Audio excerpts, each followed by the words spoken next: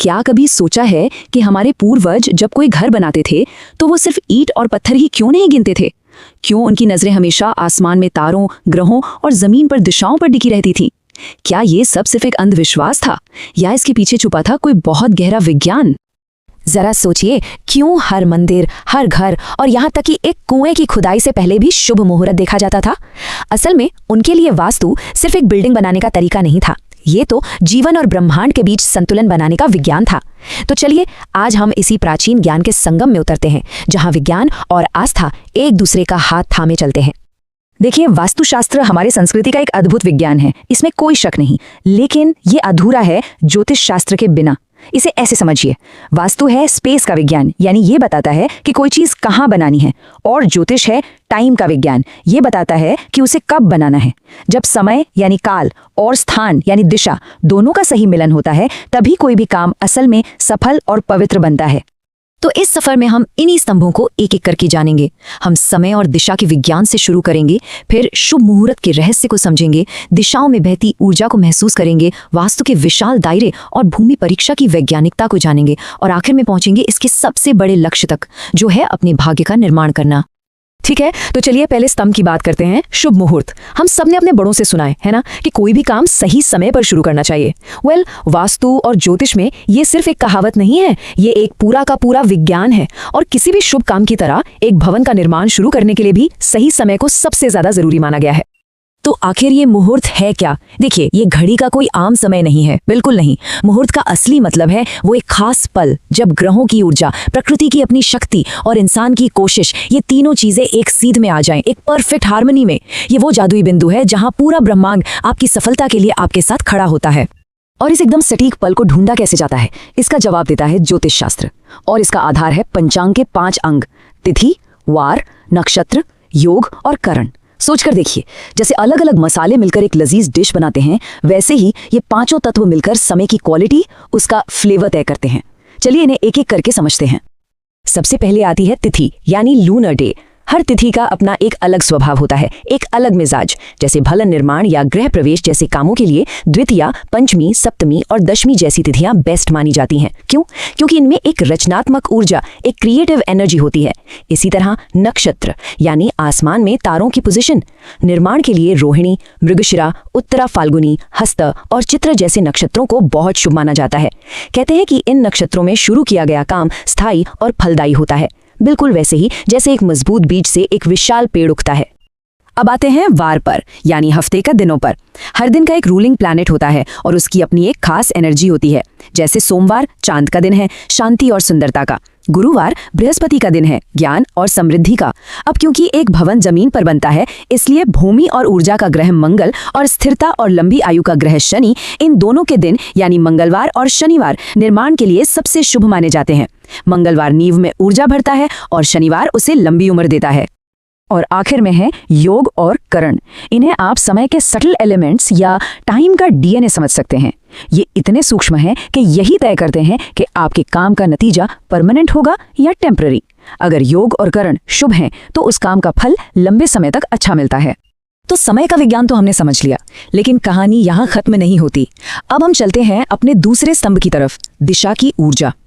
अगर समय कब का जवाब है तो दिशा कहाँ का जवाब है। और यही वो जगह है जहां ज्योतिष और वास्तु एक हो जाते हैं। वास्तु सिर्फ दीवारों और दरवाजों का हिसाब किताब नहीं है, बिल्कुल नहीं। ये तो दिशाओं में छुपी ऊर्जा को इंसान की जिंदगी से जोड़ने का विज्ञान है। हर दिशा, हर डायरेक्शन एक देवता से जुड़ी है और उसमें खास तरह की कॉस्मिक एनर्जी बहती है। जैसे पूर्व दिशा सूर्य और इंद्र की है, जो स्वास्थ्य और जीवन शक्ति लाती है। पश्चिम वरुण की, उत्तर धन के देवता कुबेर की, और दक्षिण यम की, जो अनुशासन सिखाती है। और शायद इसीलिए हमारे बुजुर्गों ने कहा है, मुख्य द्वार वो द्वार है जिससे भाग्य प्रवेश करता है। ये सुनने में कहावत लग सकती है, लेकिन ये वास्तु का एक सेंट्रल प्रिंसिपल है। आपका मेन डोर, आसान भाषा में कहें तो, ये तय करता है कि आपके घर में, आपकी जिंदगी में किस तरह की एनर्जी एंटर करेगी।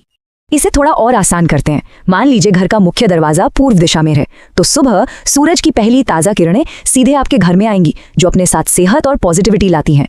इसी तरह अगर उत्तर दिशा खुली और साफ सुथरी है, तो वो धन के देवता कुबेर की कृपा को अपनी ओर खींचती हैं, जिससे घर में धन और सफलता आती है। और सबसे कमाल की बात तो ये है कि ज्योतिष शास्त्र के जरिए किसी भी इंसान की जन्म कुंडली देखकर ये तक बताया जा सकता है कि उस खास इंसान के लिए कौन सी दिशा सबसे ज्यादा शुभ है।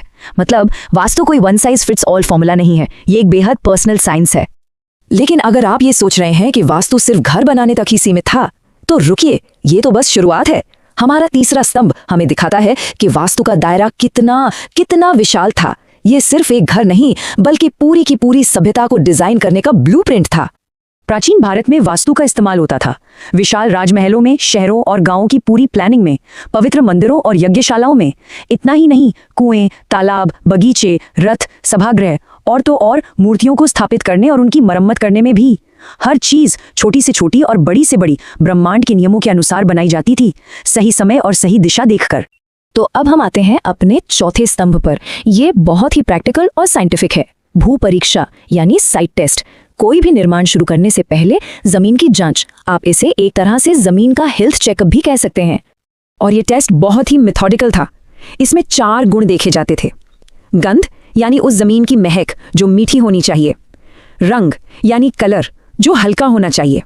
रस यानी उस मिट्टी का स्वाद जो ताज़ा होना चाहिए। और आखिर में स्पर्श यानी टच जो महसूस करने में सुखद हो।